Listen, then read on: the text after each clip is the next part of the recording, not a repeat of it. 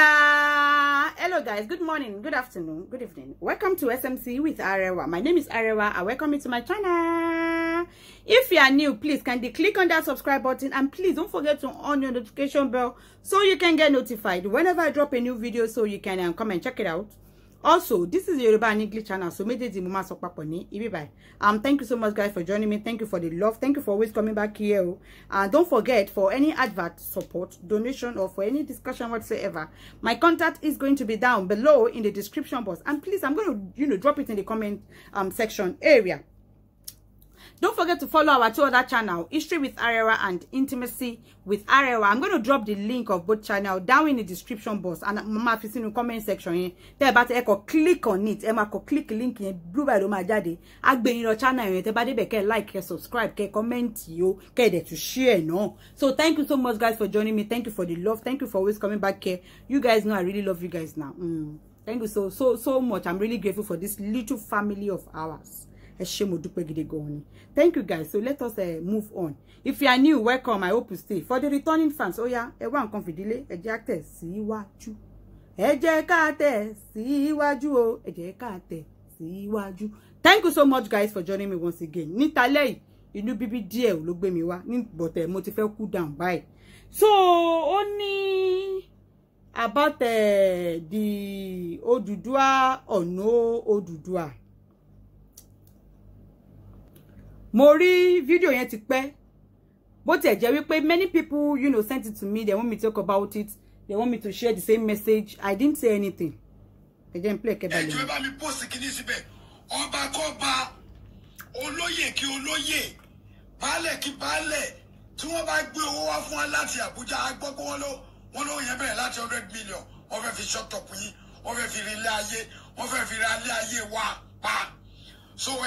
Mi ò mọ̀ bóyá ìkíní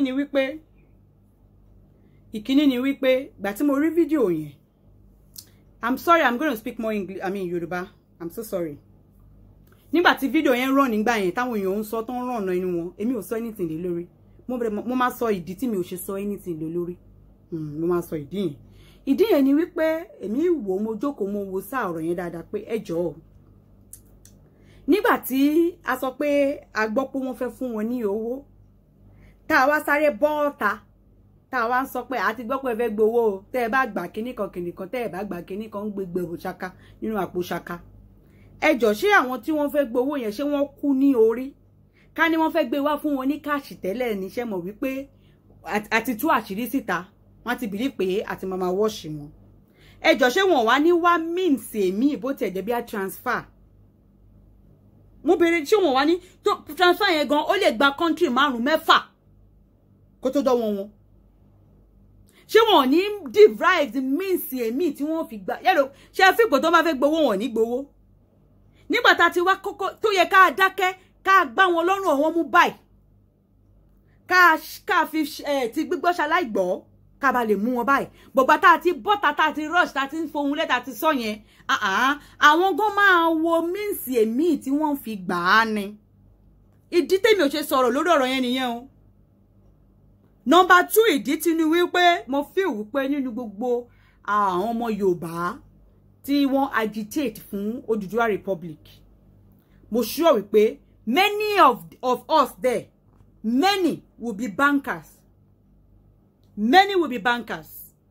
Bó bá tiẹ̀ ní pé wọ́n ṣe transfer, ó yẹ kí wọ́n lè gbé àkáǹtì ọba tó bá gba owó jáde. Bẹ́ẹ̀.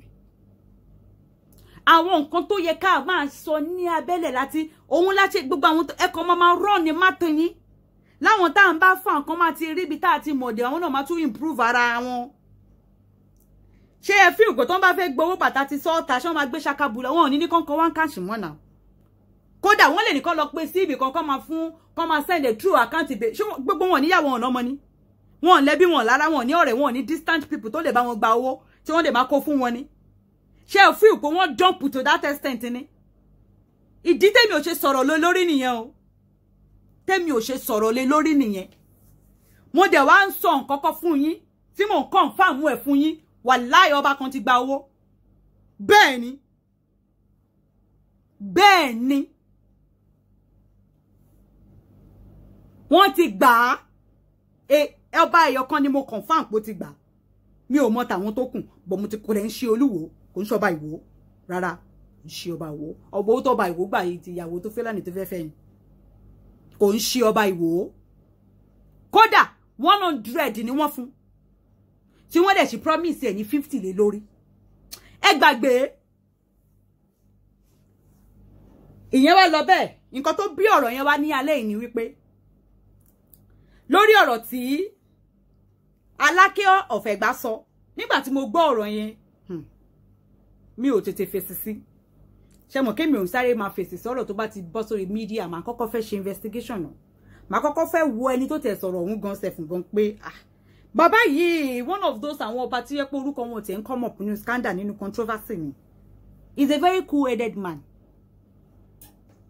àgbàdẹ ni wọ́n mo wá wò wípé bóyá àfikún àwa press a máa ń fi kún nǹkan bá a ṣe máa ń garnish ọ̀rọ̀ ńgbà mi máa ń gẹ̀tà sí bí mo tún feel pé could you be wípé ṣé ẹ fẹ́ sọ pé àmọ́ wípé bá a ṣe agitate fún nǹkan tá a fẹ́ yìí àwọn olóṣèlú àwọn náà ń gbé propaganda dìde lórí láti takò ẹ̀ don't we know all this ṣé we don't know all this ones ni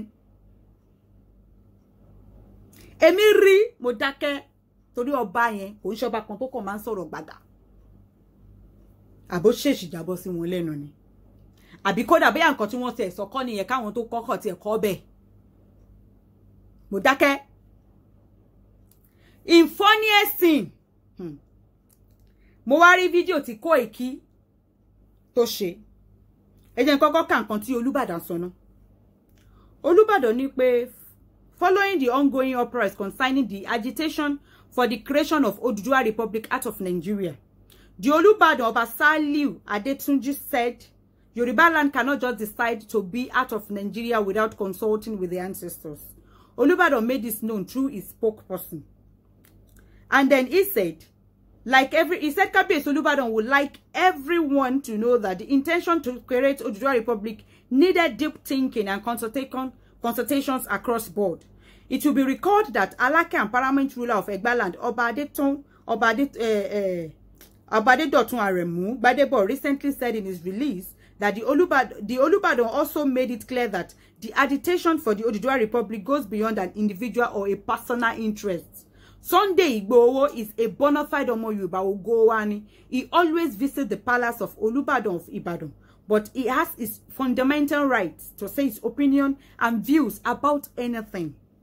All Yoruba traditional monarchs must sit down and have a deep discussion with one another to know if Yoruba land is truly ready for Oduduwa Republic.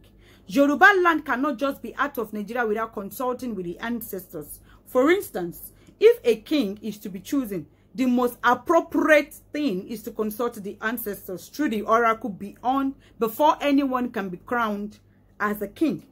Yoruba land has a deep cultural heritage. No one can just do things without due diligence and consultation. He had it. Therefore, we need to ask those that are asking for the creation of Oduduwa Republic whether they may duly consulted the ancestors before they concluded. That's a very good talk.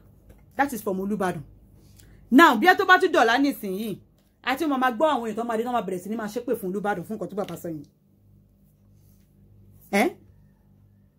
Ẹ mọ̀ mí pé tó bá ti di ọ̀rọ̀ ọlọ́ba dé, tó bá jẹ́ pé lọ́rọ̀ àṣà, ìṣe, tó bàbá ṣe kíní, àá sọ̀rọ̀.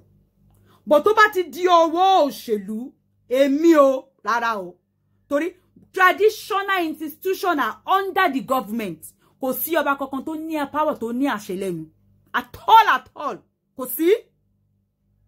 Ẹjọ́ kí ni ọba Aláké tí ìsọ tó ti wàrántì kẹ́ bẹ̀rẹ̀ sí ní máa bọ́ta kẹ́ máa ṣẹ́ àwọn èpè fún bàbá yìí.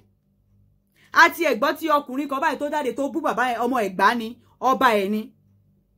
Kan jọ bá mára àwọn márùn-ún náà.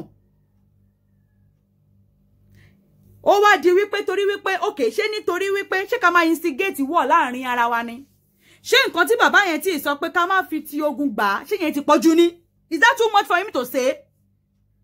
Don't people have the right, the freedom of expression, freedom of association? Don't they have the right to their opinion? Are they not entitled to their opinion? So because pé wọ́n sọ opinion wọn yẹn ìyẹn ti túmọ̀ sí wípé ká lọ bẹ́ wọn lórí dànù. ṣé yẹn ti túmọ̀ sí pé ká lọ bẹ́ orí wọn dànù ni. Mo tún wá rí fídíò tí Koiki tí ó ṣe.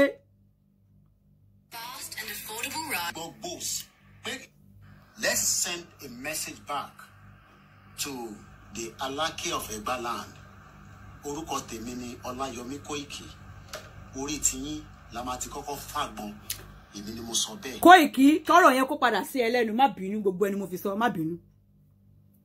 Ó fẹ́ fi orí Aláké lọ fofó àgbọn. Stop it, má sọ bẹ́ẹ̀ mọ́. Má sọ bẹ́ẹ̀ mọ́. Ṣé nítorí nǹkan tí wọ́n sọ, torí opinion wọn tí wọ́n sọ, ni ó ṣe máa lọ fi orí wọn fọ́ àgbọn? Wà kọ́kọ́ bẹ̀rẹ̀ láti ọba ìlú ẹ níjẹ̀bú òde náà. Ṣé ọba kan ni wọ́n ti àwọn ọba kan náà ti gbé ní Ìjẹ̀bú Igbó nísìn tí wọ́n ní wọ́n béèrè 200 million. Ẹ kọ́kọ́ lọ rán yẹn náà. No, ẹ má bínú, ẹ má rán yẹn, fi wọ́n sílẹ̀. Nǹkan tó dá fún nǹkan tí àwọn ọba yẹn náà kí wọ́n máa ránra wọn. Ìyẹn ò dẹ̀ túmọ̀ sí wípé wọ́n ti di enemy wa. So nítorí pé òbí wa sọ wípé okay o, so tí màmá mi àbí ìyá mi lé bá ní báyìí ọmọ mi báyìí dádì o, tí dádì bá ní rárá àwọn ò fẹ́ o, àwọn ò ṣe o, ìyẹn ti túmọ̀ sí pé kí n lọ gbé àdá, kí n lọ bẹ́ orí wọn dànù torí pé wọ́n sọ pé àwọn ò ṣe, àwọn ò support, kí n ti wá lọ gbé ìbọn kí n fọ́ wọn lórí dànù. Ṣé nǹkan táwọn máa ṣe fúnra wa nìyẹn ni? Ká wá máa yàkàyàkà àwọn bàbá wa, àwọn ìyá wa nítorí pé wọ́n sọ opinion wọn. Ká wá bẹ̀rẹ̀ sí ní lọ máa yàkàyàkà wọn. Ṣé bí àwọn Ẹ̀dó ṣe ń bú ọba ṣe pè fọ́ba wọn kiri nìyẹn torí kò support nǹkan tó ń jà fún? Ṣé bí àwọn Ìgbò, ọba mélòó Ìgbò lẹ ti rí tó sọ pé òun support wọn? Ẹjọ́ bó dijọ́ lẹ ti gbọ́ àwọn Ìgbò tí wọ́n gbé ọba tó wọ́n bẹ̀rẹ̀ sí ní lu ọba wọn ní èpè. Ká wá bẹ̀rẹ̀ sí ní máa fa àwọn òbí wa máa táyín, ká máa fi wọ́n gbá kite nítorí pé wọ́n sọ pé àwọn àyípé ká má fògùn ṣe.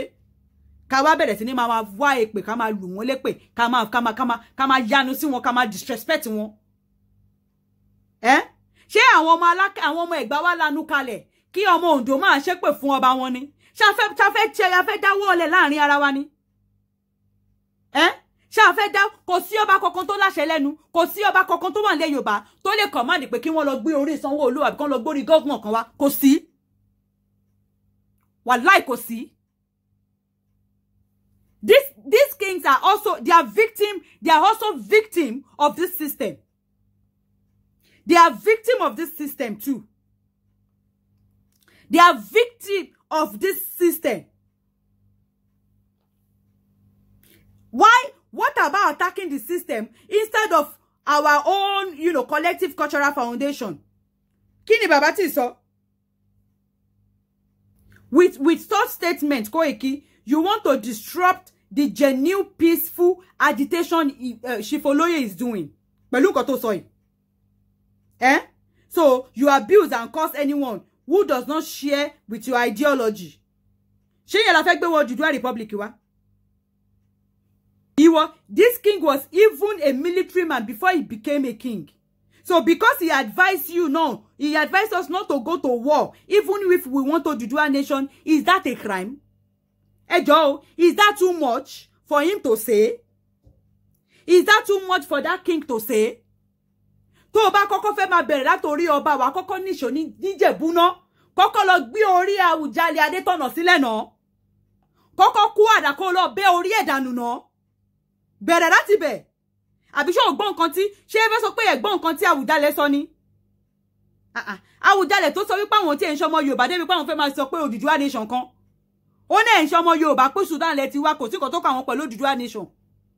O níṣó ní ibẹ̀ kó kọ́kọ́ kó àgbọn ẹ̀ lọ́bẹ̀ kó lọ fọmọ́ lórí orí ń bẹ̀, kọ́kọ́ níṣó ní ọ̀dọ̀ palace ọba iná, ká kọ́kọ́ bẹ̀rẹ̀ láti bẹ̀ náà, ká kọ́kọ́ bẹ̀rẹ̀ láti bẹ̀. Taba tí wọ́n bẹ̀rẹ̀ sí ní máa ṣe pé okay tí ẹ̀gbọ́n bá sọ pé òun agitate, òun fẹ́ Odùduwà nation, káàbùrú dé sọ pé òun ò fẹ́ o, so kí ẹ̀gbọ́n yẹn kó gbé àdá kó bẹ́ orí àbúrò ẹ̀ dànù. Mọ́mì dádì o, báyìí la fẹ́ o, rárá o ẹ̀yin ọmọ, èmi ò bá yín fọwọ́ sí o. Ìyẹn ti túmọ̀ sí pé kí n gbébọn kí n yìn ìyá àti bàbá yẹn pa torí pé wọ́n sọ pé àwọn ò support. Tí ẹ̀gbọ́n àtàbúrò bá wọn àlè tẹ́gbọ́n bá support, tábúrò bá support, kí wọ́n bẹ̀rẹ̀ sí ní máa yanra wọn lódì, kọ́ múra wọn lọ́tọ̀, kọ́ bẹ̀rẹ̀ sí ní máa para wọn, ká bẹ̀rẹ̀ sí ní àwọn tó máa kú máa pọ̀. Àwọn tí Yorùbá bá sọ pé òun ò ṣe, táwọn Yorùbá kan bá sọ pé àwọn ò ṣe, so ìyẹn ti túmọ̀ sí wípé ká wá bẹ̀rẹ̀ sí ní lọ máa para wa nítorí pé wọ́n sọ pé òun ò ṣe. ká bẹ̀rẹ̀ sí lọ máa para wa ṣe ti gbà wípé àwọn ọmọ lè wá yẹn Yorùbá ni torí pé wọ́n ní àwọn ṣe yẹn ṣebí yẹn máa ti túmọ̀ sí wípé definitely in fact wọ́n ti ẹ̀ tún lè a lè wá gbà tán kankan tún ronú pìwàdà ìyẹn tí wá túmọ̀ sí pé any little thing tó bá sọ ọjọ́ olóyè Sunday Igboho ti jáde wípé rárá o kò ń ṣe pé bóyá àwọn làwọn influencer báwọn làwọn rán ẹníṣẹ́ o wọ́n ti jáde pé rárá o èèyàn kankan lè rí ọba fín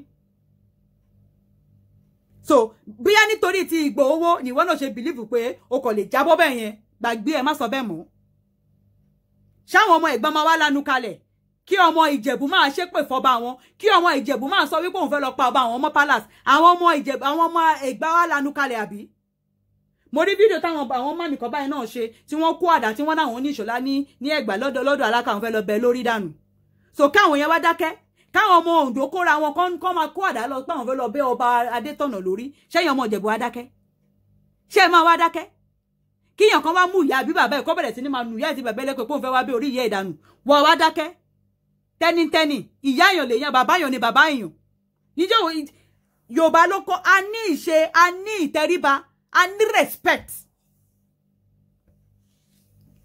a ní respect níjọ́ wo la wá sọ àwọn òbí wa di káìtì ká bẹ̀rẹ̀ sí ní máa wọ̀n wọ́n lépè báwọn lọ́n ṣe àwọn tó aláàtà ṣe fẹ́ válù wọn náà tó bá tiẹ̀ ní pé káàtì ẹ̀ kọ́kọ́ bẹ̀rẹ̀ látòrí àwọn ọba ẹ kọ́kọ́ níṣe lọ́yọ̀ọ́ Aláàfin ló sign ìwẹ́sà òun ló sign amalgamation àti Oblong of Calabar ṣùgbọ́n Aláàfin without even consulting us he married us off tá a bá máa bẹ̀rẹ̀ láti bẹ̀ ibẹ̀ ní kẹ́ni ṣó you first of all start from there first you start from that one. Dani Charles play là ń ṣe afẹ́ tú àwọn èèyàn sílẹ̀ tán chíńchíní ló kù ẹ mọ̀ pé. ẹjọ ṣé Aláké ló sún àwọn èèyàn mọ́lẹ̀ ṣé Aláké ló sún ṣó ọba ló sún èèyàn mọ́lẹ̀ abẹ́rẹ́ pọ́ ọba kan ní power kan níbì kan ni ṣé Aláké ló sún àwọn èèyàn mọ́lẹ̀ ni Kóìkí tó sọ yẹn ìyẹn pọ̀jù sẹ́nu ẹ̀ ṣá àwọn nǹkan tó sọ ṣá àwọn ọmọ Abẹ́òkúta wá lanu kalẹ̀ nígbà tẹ́ ń bọ́ ta tẹ́ bẹ̀rẹ̀ sí ní kò nítorí pé wọ́n sọ pé báyìí ti bẹ̀rẹ̀ sí ní tírẹ́tì wọn pé fẹ́ lọ bọ́ wọn lórí mọ́lé ẹ fẹ́ lọ bọ́ wọn lórí mọ́lé àwa dájẹ́lẹ̀ láàrin ara wa a dẹ̀ ń jà fún nǹkan àwọn bẹ̀rẹ̀ sí ní máa para wa àbí tá ló máa gbé ìyá àbí bàbá ẹ̀ sílẹ̀ pé kíyàn kan máa bẹ lórí kíyàn kan máa fún ní èpè nítorí pé ó sọ̀rọ̀ freedom of speech ẹ̀ ní ṣe fi pa àwọn ọba yẹn ní humility kankan ni they don't they are citizens like everybody they have their freedom of speech opinion wọn nìyẹn kò ń ṣe pé bóyá àwọn ni wọ́n fẹ́ lọ jà níwájú gbé àwọn fẹ́ lọ gbà àwọn kan ló fẹ́ gbà fún wa so whatever tí wọ́n bá sọ tó wọ́n bá ṣe wà láti wọn nìyẹn àwọn kan ló fẹ́ gbà àwọn kan ló fẹ́ lọ jìjàgbà fún wa they are not ìjà tí ẹ ti kóra wọn gangan lọ bá àwọn people yìí pé bàbá o báyìí la fẹ́ o káàtì ẹ lọ ṣe ìpàdé pẹ̀lú àwọn ọba yìí lábẹ́ ṣe fi pé inú àwọn ọba yẹn gan dùn pé kò sí ọba kankan tó wà tó máa sọ wípé kí Yorùbá kó má ní òmìnira kò sí ẹ gbàgbé mo lè má bọ́ta wá sọ ìtújú ojú gan tí wọ́n ojú tí wọ́n ṣé ẹ fẹ́ sọ wípé ẹ̀rí Aláàfin tí wọ́n lọ sí ọ̀dọ̀ Tinubu ni tí Aláàfin wà ní Bodilon tó ṣe ń wo Aláàfin lè tó yíwo Tinubu ṣe ń wo Aláàfin bó ṣe jẹ fún Ọọ̀ni of Ifẹ̀ gbogbo yín dákẹ́ ẹ̀rí ẹ̀ sọ yẹn o tó bá jẹ́ pé Ọọ̀ni of Ifẹ̀ ló lọ sọ́dọ̀ Tinubu ní Bodilon nísìnyí ẹ ò ní jẹ́ kí bàbá yẹn mí ṣùgbọ́n ẹ̀rí Aláàfin tún mọ́ ọmọ ẹ̀ sẹ́yìn lọ tálàfin tún mọ́ ọmọ sẹ́yìn tó níṣó lọ́hùn ẹ̀rí yẹn sọ o nobody tó sọ yẹn o you all kept quiet o you did not say that one o ẹ fi àwọn ọba yìí sílẹ̀ tèmi bá máa bọ́ ọba wí tó bá ti dọ̀rọ̀ àṣà ti ṣe ṣe rí ọ̀rọ̀ òṣèlú wàláhì wọn lẹ́nu ń bẹ̀ ọba kọ̀ọ̀kan ò lẹ́nu ń bẹ̀ nínú ọ̀rọ̀ òṣèlú abẹ́ ìjọba ni wọ́n wà abẹ́ àwọn inú wọn gan òde tún dùn bíkọ́ tá bá tiẹ̀ gba kíkọ́ yìí tán náà àwọn gan ṣínú wọn gan dùn pé wọ́n wà lọ́ndà ìjọba tí wọn ò ní àṣẹ kankan lẹ́nu ni ṣebí tá a bá gbà tán ṣe báwọn gan máa ní àṣẹ lẹ́nu ẹ fi wọ́n sílẹ̀ opinion wọn nìyẹn kò ń ṣàwọn ni wọ́n fẹ́ front ogun ṣé kí ọba kan wá jáde kó wá gbé máìkì kó yẹ níṣẹ́ ló máa jagun ni àbà èyí tó ń sọ yẹn ò tí ì pọ̀ jù ẹ má jẹ́ ká máa instigate wọ̀ láàrin ara wa torí eléyìí gbà eléyìí ò gbà torí eléyìí believe eléyìí òbí ìyẹn ò túmọ̀ sí pé ká bẹ̀rẹ̀ sí ní máa instigate wọ̀ láàrin ara wa ni ẹni tó bá náà wò support ẹ rọra dúró simple kó gbà kó dìjà kó dẹ̀ ṣe fọ́ọ̀sì tá bá ní afómìnira tí wọ́n bá dé sọ pé wọ́n support òmìnira tá ń jà fún kò sí wàhálà ṣé bí tá bá dé gbàṣọ bójú àti ẹni ìyẹn ò túmọ̀ sí pé ká bẹ̀rẹ̀ sí ní máa bára wa jà ká bẹ̀rẹ̀ sí ní máa para wa ká bẹ̀rẹ̀ sí ní máa threaten ara wa nítorí pé wọ́n sọ pé no nítorí pé ilé ò support ká bẹ̀rẹ̀ rárá tó bá jẹ́ pé yẹn ni èèyàn tó máa kú máa pọ̀ èèyàn tẹ́ ẹ máa pa wọ́n máa pọ̀ ṣé gbọ́ èèyàn tí ẹ máa pa máa pọ̀ ìjọ wo ló wá di wípé àwa ń gbá òkè ṣáwọn ọmọ bàbá yẹn máa wá lanu kalẹ̀ ọmọ wo ni o ní ó máa wà ìníṣọ ara láìsẹ̀nsì tó máa dúró tí èèyàn kan máa ṣépè fún àwọn òbí ẹ̀ ní ojú ẹ̀ kò sí àfi tó bá jẹ́ ọmọ àlè lọ ní náà àfi tí ó bá jẹ́ ọmọ àlè ní ẹni náà kò sí ẹ má jẹ́ ká máa instigate wọ̀ láàrin ara wa o tó bá tiẹ̀ jẹ́ pé bóyá afẹ́ lọ máa bá àwọn ọba wa jà kó ní kálukú lọ ẹ kọ́kọ́ lọ bẹ̀rẹ̀ láti state yín wá náà ẹ kọ́kọ́ lọ bẹ̀rẹ̀ láti bẹ̀ ọmọ Ìjẹ̀bú ò lè bọ́ta kó máa kí pọ̀rí máa pọ́pọ̀ ẹlẹ́pẹ̀ fún àbí ọba Ṣàgámù fún kò possible ọmọ yòókù ò lè dìde nísìnyìí kó bẹ̀rẹ̀ sí nínú máa ṣe èpè fọ́ba Lẹ́kìtì ṣáwọn ọmọ Èkìtì wá lanú kalẹ̀ ni kó ní kálukú bẹ̀rẹ̀ láti ọ̀dọ̀ ilé tiẹ̀ irú bọ̀bọ̀ tó bọ́ta tó bú Alákẹ́yẹ ọmọ Ẹ̀gbá ni ọba ìlú bú ṣùgbọ́n kí ọmọ Ìjẹ̀bú kan kó wà lọ máa ṣépè fún ọba Abẹ́òkúta àbí kí ọba Gbàgùrà káwọn ọmọ Gbàgùrà kan bẹ̀rẹ̀ sí lọ máa wọn àwọn ọba ti Ṣàgámù àbáwọn ọmọ Ìpẹ́rù Rẹ́mọ àbáwọn ọmọ ọba Rẹ́mọ kan máa lọ máa nù wọ́n lépè ṣé kò ní dájà alẹ́ láàrin wa ni kí ló dé kí ló ṣẹlẹ̀ tó má tiẹ̀ wá gbogbo ọba tó tiẹ̀ controversial ọba yóò sí lára wọn náà ọba yóò sí ní ara wọn tí wọ́n dẹ̀ ni wọ́n sọ títí wọn ni wọ́n sọ ìyẹn ò túmọ̀ sí pé bóyá ti accept àbí àti accept títí wọn ni wọ́n sọ yẹn Abba Koiki you need to be careful kó o má wá da ìjà tí Chief Igboho ń jà kó o má bàárú kó o má bàjẹ́ torí Yorùbá ni wá kó o má disrupt ẹ̀ àti paná tí Ọọ̀ni of Ifẹ̀ àti Chief Igboho má tún dá èmi sílẹ̀ ó fẹ́ lọ fi orí Aláké máa fọ́ ọ̀gbun ọba Aláké wá jẹ́ ọba yẹ́pẹ̀yẹ̀pẹ̀ kan ni ṣó wá jẹ́ àwọn ọba 2 for 1 naira ni ṣó jẹ́ ọba 2 for 1 naira ni àwọn òṣèlú kọ́ ni ìṣòro wa ni ẹ já kóra wa lọ sílẹ̀ àwọn òṣèlú yẹn ká lọ gbẹ̀tọ́ wa lọ́wọ́ wọn ṣe rò pé ọ̀tọ̀ kan wà lọ́wọ́ ọba kan ni ṣọba láṣẹ lẹ́nu ni lọ́ba ti jẹ́ pé gọ́vnà kan lè ní pé kí wọ́n lọ rọ̀ lóyè lọ́la tí ò sí nǹkan kan tó fẹ́ happen tí ò sí nǹkan kan tó máa ṣẹlẹ̀ ṣọba láṣẹ lẹ́nu ni ẹ fi àwọn bàbá yìí sílẹ̀ fi àwọn ẹ má yẹ ká máa fi àwọn òbí wa máa ta yín lórí mídíà rárá ẹ jẹ́ ká stop la ní àti máa ṣe mo ti wo fídíò àwọn ọmọ Èdò àwọn ọmọ Bìní bíi 5 lẹ́nì tí wọ́n ń yàkànyàkà wọn bá wa kò dé ṣẹjọ́ wọn kò kí ń ṣe ẹjọ́ wọn náà èyí táwọn ọba wọn gan ṣe wọ́ọ̀sù jà wọn tí ọba ti wá gan lọ ṣùgbọ́n èlè rí wọn kí wọ́n sọ ọ́ ta